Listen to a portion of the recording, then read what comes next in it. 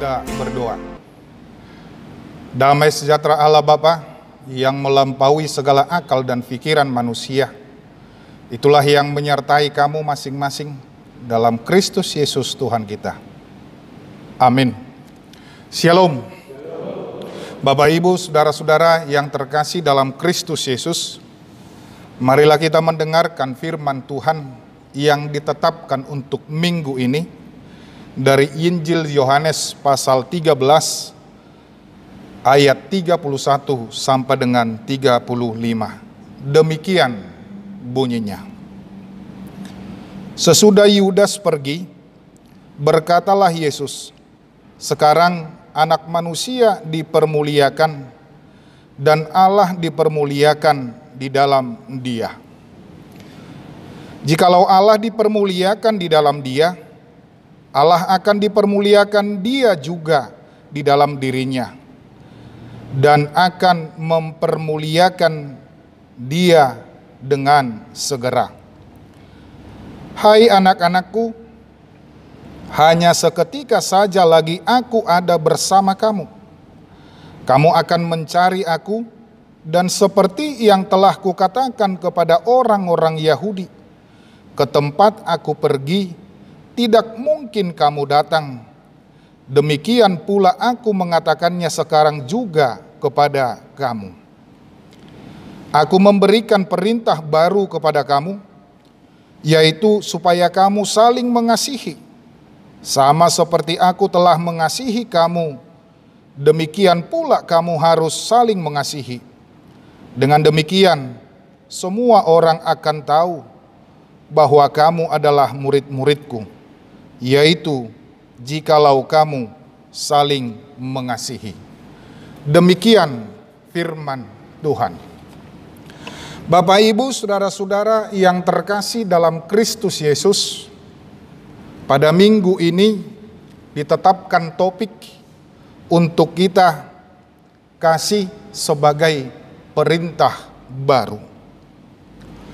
Dan ketika kita menekankan khotbah, menekankan ibadah kita pada minggu ini dengan perkataan demikian, perlu kita perhatikan mengapa Tuhan Yesus mengatakan hal ini. Ini diawali dengan percakapan antara Tuhan Yesus ketika dia mengawalinya dengan membasuh kaki murid-muridnya, dan Yesus memperingatkan Yudas dan juga melakukan perjamuan makan. Saat perjamuan makan selesai, Yudas pergi, tetapi apakah yang dilakukan sang guru yang agung itu bersama dengan 11 muridnya itu? Mereka mengadakan perbincangan tentang hal-hal yang bermanfaat, tentang hal-hal yang berguna untuk mengajari setiap orang yang akan mengikut dia nantinya untuk mempergunakan kesempatan tersebut berbincang-bincang dengan sahabat kita, berbincang-bincang dengan saudara-saudara kita, kekasih hati kita, dan juga keluarga kita mengenai hal-hal yang rohani. Dan semakin kita bergiat untuk memperbincangkan hal-hal yang baik dengan tujuan membangun, maka kita akan menjadi serupa dengan Kristus. Ini menjadi satu kesempatan bagi orang yang sudah mendengarkan kabar baik. Ini menjadi kesempatan bagi orang yang sudah diberi memimpin, maka kelebihan mereka dari orang lain tentu akan ada. Mungkin kita bukan seorang pemimpin dalam kehidupan kita setiap hari, tetapi di dalam rumah tangga kita adalah pemimpin. Kita adalah bagian daripada murid Kristus, bagian daripada umat Allah yang akan tetap melakukan seperti yang dikatakan oleh Tuhan Yesus. Yesus membuka percakapan mereka tentang kematian dan penderitaannya yang belum mereka pahami saat itu. Memikirkannya mereka tidak sampai hati, apalagi memahami tentang maknanya. Karena itulah Kristus memberi mereka penjelasan mengenai hal itu supaya salib tidak lagi menjadi satu batu sandungan. Kristus membuka percakapan ketika Yudas telah pergi. Sesudah Yudas menjadi saudara palsu bagi mereka. Memang jelas kita katakan kehadiran orang jahat, kehadiran saudara palsu, terus itu akan menghalangi percakapan yang membangun. Bapak ibu saudara-saudara, yang mau kita tekankan di dalam kehidupan kita, bahwa tiap-tiap orang yang akan mempercakapkan hal-hal yang baik di dalam hidup ini, harusnya semuanya merasa bersaudara. Dan tentunya itu juga yang akan kita buat, yang akan kita bangun di dalam gereja ini, yang kita bangun di dalam persekutuan kita sesama Kristen. Kita akan dapat memperbincangkan hal-hal yang baik ketika kita merasa bahwa kita itu semuanya saudara-saudara yang sejati. Jadi jangan ada yang menjadi saudara palsu. Jangan ada yang berpura-pura menjadi saudara. Dan ketika kita untuk melakukan itu, maka semua yang kita percakapkan dan kita pikirkan sifatnya akan membangun. Tuhan Yesus mengatakan sekarang anak manusia dipermuliakan karena kepalsuan Yudas telah terbongkar. Dan ia yang menjadi noda dalam perjamuan kasih mereka dan membawa aib dalam keluarga mereka sudah menyingkir. Maka sekarang anak manusia dipermuliakan. Perhatikan, Kristus dipermuliakan saat perkumpulan orang Kristen dimurnikan. Kristus dipermuliakan, Allah dipermuliakan saat perkumpulan orang Kristen dimurnikan. Saya katakan dalam bahasa Bataknya, takasdo marsangap debata, marsangap Kristus di tonga-tonga ni huria, molo nunga polin huriai. Dangadong namaralo di bagasanna, tidak ada yang menjadi pengkhianat di dalamnya dan mampu untuk saling mengasihi. Kebejatan dalam gerejanya merupakan kehinaan baginya, sehingga pembersihan kebejatan itu akan menghapuskan hinaan tadi. Yang mau kita maksudkan ketika kita di dalam gereja saling dendam, saling membenci, itu adalah merupakan kehinaan bagi nama Tuhan. Atau lebih tepat lagi, karena kini Yudas sedang melaksanakan persekongkolan yang mengakibatkan kematian Kristus dan hal itu akan terjadi dengan segera. Maka sekarang anak manusia dipermuliakan. Kini dia hendak memberikan sebuah teladan mulia mengenai penyangkalan diri dan kesabaran dengan menanggung salib. Dia hendak memberikan teladan mulia mengenai keberanian dan kebencian terhadap dunia ini, mengenai semangat dalam memuliakan Allah dan kasih-Nya terhadap jiwa-jiwa manusia. Dan Kristus juga mengatakan bahwa mereka tidak dapat pergi ke tempat yang Dia tuju, dan hal ini menimbulkan pendapat yang mulia di benak mereka mengenai Dia yang akan pergi menuju sebuah dunia yang tak dapat dimasuki dan tidak kelihatan, untuk berdiam dalam terang yang tidak dapat didekati oleh siapapun. Dan pada saat yang bersamaan perkataannya itu juga membuat mereka merasa betapa rendahnya mereka, sehingga mereka perlu benar-benar merenungkan keadaan mereka di dalam masa depan. Kristus memberitahu bahwa mereka tidak dapat mengikutinya, sebagaimana yang sudah dikatakan bahwa orang-orangnya tidak dapat melayani Dia. Ungkapan ini hanya untuk memacu mereka supaya lebih giat lagi dan lebih bersungguh-sungguh lagi. Mereka tidak dapat mengikutinya ke kayu salib sebab mereka tidak memiliki keberanian dan tekad yang cukup. Inilah sebenarnya pembekalan. Inilah sebenarnya pernyataan yang dikatakan oleh Tuhan Yesus untuk membekali setiap orang yang akan mengikut Dia. Ketidakmampuan ini terlihat saat mereka semua lari meninggalkan Dia. Mereka tidak dapat mengikutinya sampai ke mahkotanya, sebab mereka belum layak untuk itu. Pekerjaan mereka belum selesai, dan tentunya itu juga yang akan kita hidupi pada saat sekarang ini. Artinya kita masih membutuhkan bimbingan, artinya kita masih membutuhkan arahan di dalam kehidupan kita setiap hari. Jangan ada manusia yang sudah merasa bahwa dia tidak perlu lagi dibenahi. Jangan ada manusia ataupun umat Kristen bahwa dia tidak perlu lagi dinasehati atau diberikan pembelajaran di dalam hidupnya. Kita ini semuanya masih dalam tahap proses pembelajaran. Tidak ada yang sudah menuju apa yang dikatakan Kristus. Oleh karena itu Kristus memberitahu mereka mengenai tugas agung saling mengasihi. Kamu harus saling mengasihi. Yudas sudah pergi dan telah membuktikan bahwa dirinya adalah seorang saudara palsu. Tetapi mereka tidak boleh memendam kedengkian dan kecurigaan satu dengan yang lain. Sebab hal itu akan mencemari kasih. Meskipun ada seorang Judas di antara mereka, tetapi tidak semua mereka itu menjadi Judas. Karena sekarang permusuhan orang-orang Yahudi terhadap Kristus dan para pengikutnya semakin menjadi-jadi. Mereka pun harus sadar bahwa mereka pun akan menghadapi perlakuan yang sama seperti yang diterima oleh guru mereka. Karena itu mereka harus mengandalkan kasih untuk saling menguatkan antara yang satu dengan yang lainnya. Ada yang harus kita perhatikan, pentingnya untuk saling mengasihi. Di ayat 34 dikatakan, aku memberi perintah baru kepada kamu.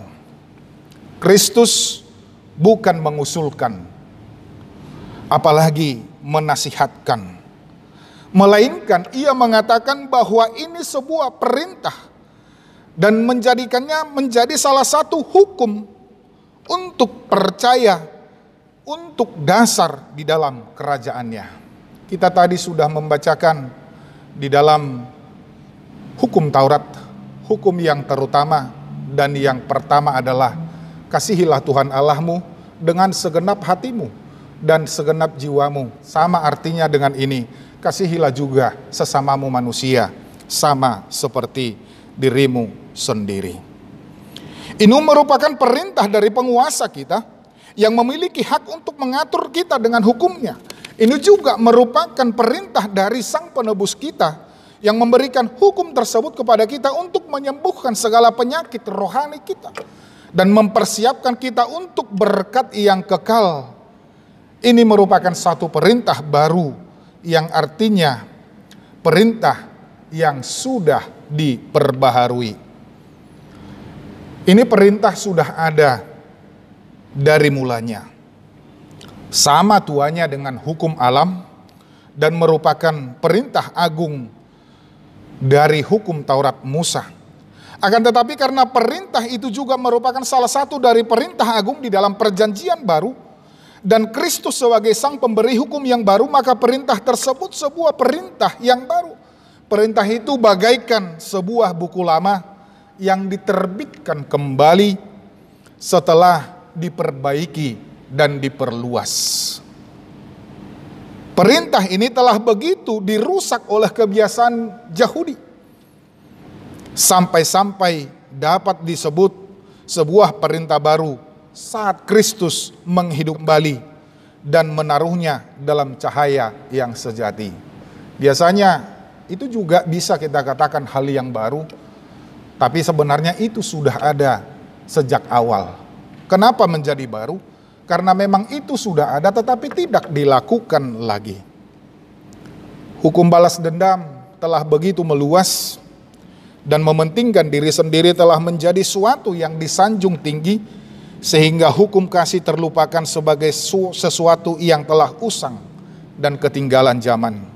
Karena itulah begitu keluar dalam keadaan baru dari mulut Kristus, hukum itu pun terasa baru bagi semua orang.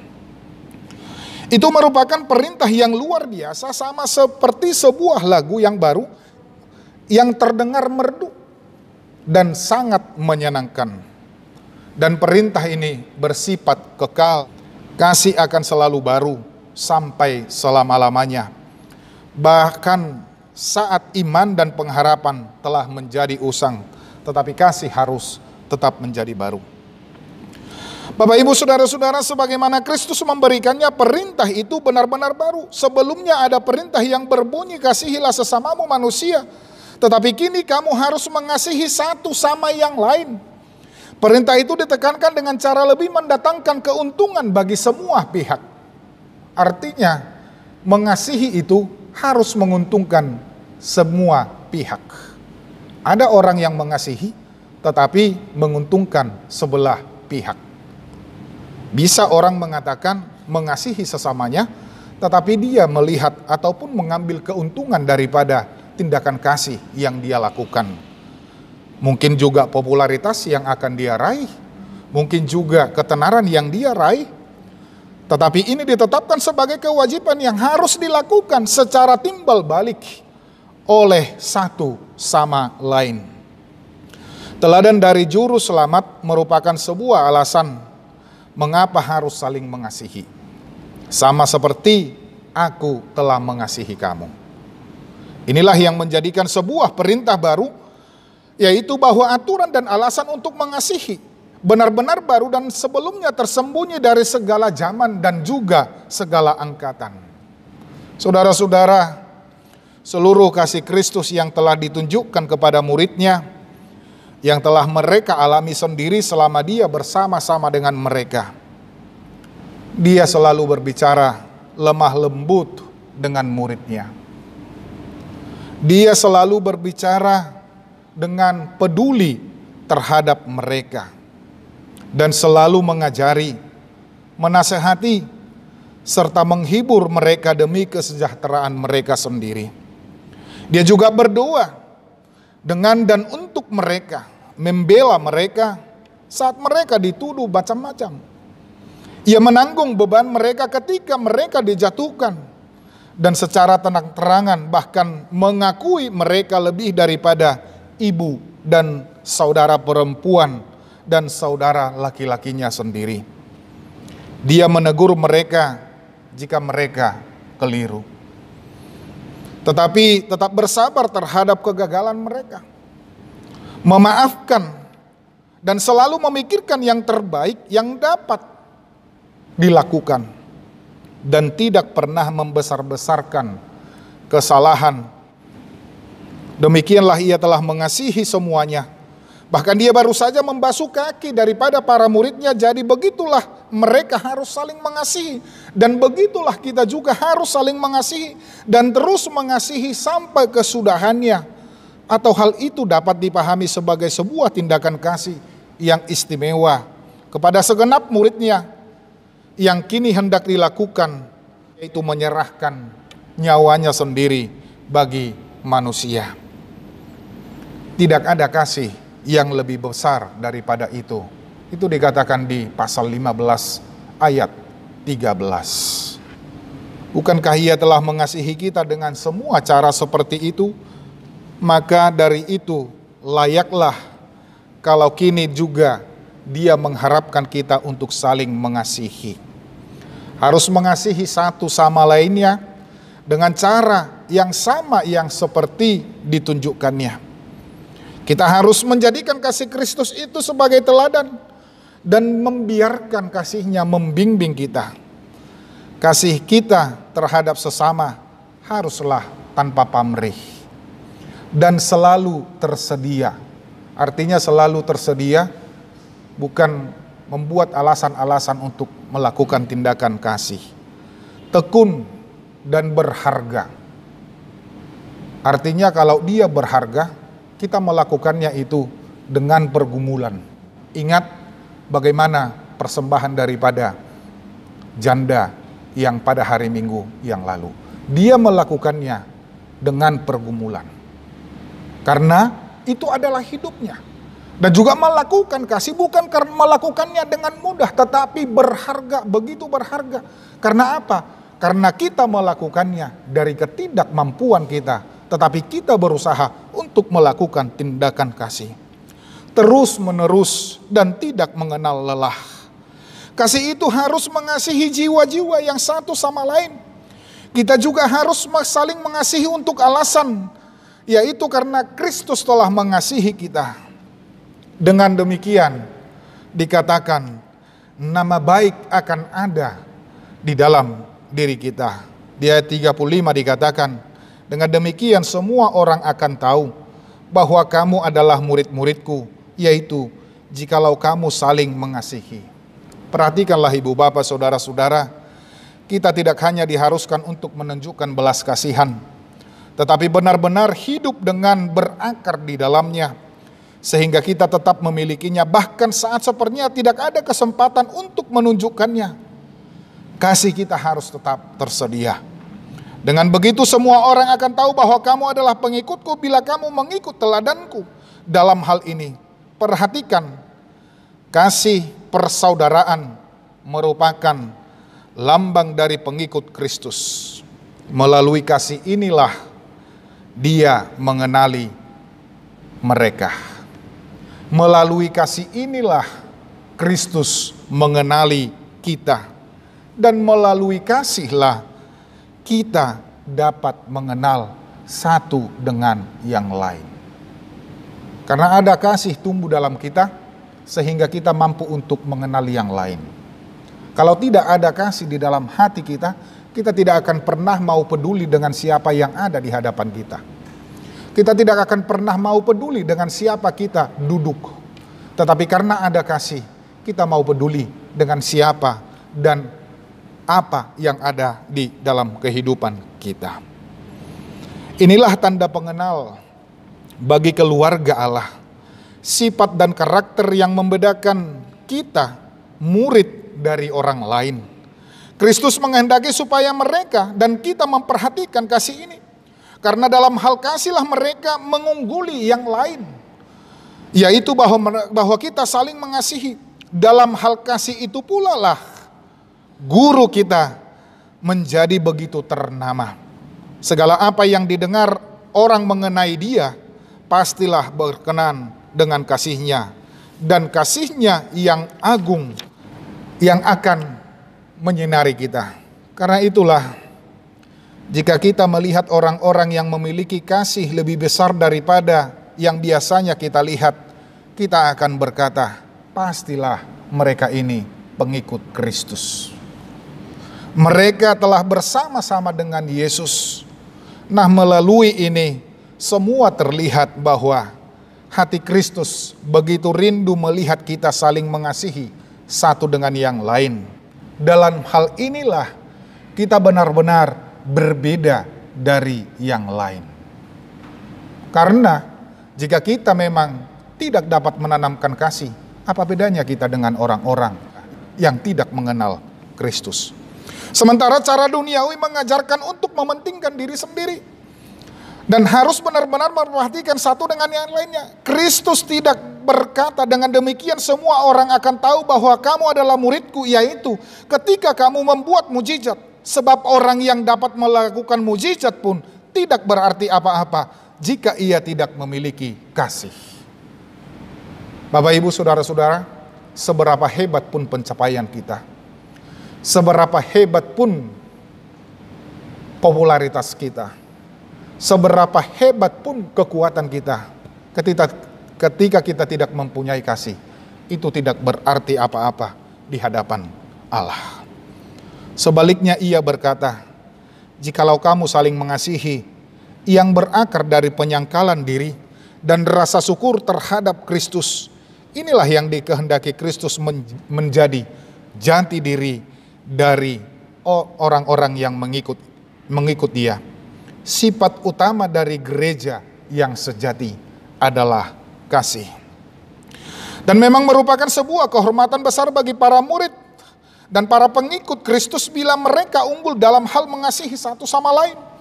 Tidak ada hal lain yang akan membuat kita begitu disegani dan dihormati oleh orang lain selain karena kasih.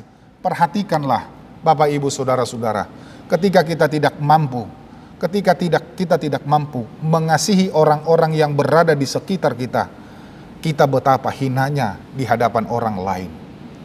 Contohnya kalau kita tidak mampu mengasihi suami, istri, dan anak-anak kita, betapa hinanya kita di hadapan orang lain. Itu kuncinya. Dan itulah keunggulan kita. Dan memang lihatlah betapa kasih itu sangat dahsyat dan mempesona. Tertulianus mengatakan, kasih sebagai kemuliaan gereja mula-mula. Karena orang-orang Kristen dikenal oleh karena kasih sayang mereka satu sama lainnya. Musuh-musuh mereka memperhatikan hal itu dan berkata, lihatlah betapa orang-orang Kristen ini saling mengasihi. Jika para pengikut Kristus tidak saling mengasihi, mereka bukan hanya mendatangkan cercaan yang tidak selayaknya bagi pengakuan iman kita, tetapi juga menunjukkan alasan yang layak untuk mencurigai ketulusan hati kita sendiri. Oh, inikah orang-orang Kristen milikmu Tuhan Yesus? Karena mereka penuh dengan hawa nafsu, penuh dengan kejahatan, penuh dengan kedengkian dan kebejatan. Inikah kulit luar anak-anakmu saat saudara seiman kita sedang memerlukan bantuan dan kita berkesempatan untuk menolong, saat kita memiliki beda pendapatan dan kebiasaan yang berbeda dengan kita, atau dalam cara tertentu merupakan saingan kita atau membuat kita jengkel, dan dengan begitu kita memiliki kesempatan untuk merendah dan mengampuni, maka dalam perkara-perkara seperti itulah akan tampak apakah kita memiliki tanda pengenal sebagai murid-murid Kristus atau tidak. Yang mau kita maksudkan dalam hal-hal wajar ketika kita berlaku juga baik, itu adalah biasa-biasa saja. Tetapi ketika kita berkekurangan dan orang lain membutuhkan bantuan kita, apakah kita mampu untuk melakukannya? Ketika orang lain juga berbeda dengan kita dan kita juga mengangkat perbedaan itu dan memperbesarnya, apa bedanya kita dengan orang yang tidak mengenal Kristus? Itulah sebenarnya yang menjadi perenungan bagi kita. Dan itulah yang dikatakan oleh Kristus, perintah baru tersebut, mengasihi orang yang tidak mengasihi kita, bahkan orang yang mungkin membenci kita. Jika hanya mengasihi orang yang mengasihi kita, itu adalah mudah saja. Tetapi kita diangkat dan kita diarahkan untuk tampil beda di dalam hidup kita setiap hari. Itulah yang disebut dengan anak-anak Kristus. Amin. Mari kita